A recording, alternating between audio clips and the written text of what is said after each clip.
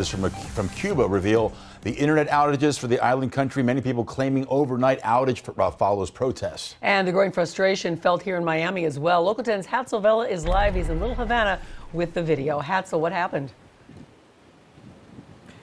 So wait till you see these videos, because once you see them, you'll realize that the folks down on the island, the Cubans in the island, that society going through a lot. But obviously, when you see these videos, it shows that they're no longer scared to take to the streets and demand more of their government.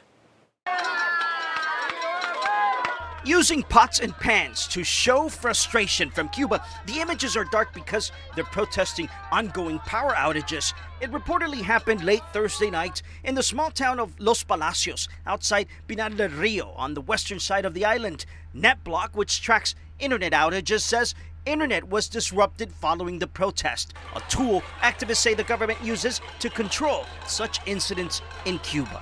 That Cuba's in the midst of its worst economic crisis in 30 years. UN professor and Cuba expert Michael Bustamante says the pandemic exacerbated an already fragile economy. That combined with aging infrastructure, especially in the electricity sector, is creating what we're seeing. This protest certainly different in scale to the widespread historic protests we saw in July of 2021, but the demands are similar. Despite the heavy-handed reaction we saw from the government following the July 11th protests, looks like Cubans on the island are not scared to take to the streets. I suppose folks feel like they have nothing to lose when things are as dire as they seem to be. From the town of Los Palacios, the president of the local assembly on behalf of the government posted this video where he tried to clarify the power issues and downplays the protest. I think Cuba is very close to being a failed state. Retired UN professor and Cuba expert Andy Gomez says the only thing holding it together is a united military behind Raul Castro, who's now in his 90s.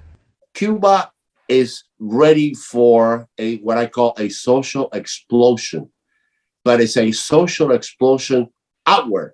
That is already being felt right here in South Florida as we continue to see Cubans risk their lives by crossing the Florida Straits to get here, and they're coming in droves through the southern border with Mexico. And so when it comes to that mass migration through the southern border, since October of last year, we have seen 140,000 Cubans go through that processing area. I must tell you, that's much more than what we saw back in 1980 with the Mariel boat lift. For now, reporting live from Little Havana, Hatzel Vela, Local 10 News. Hatzel, thank you.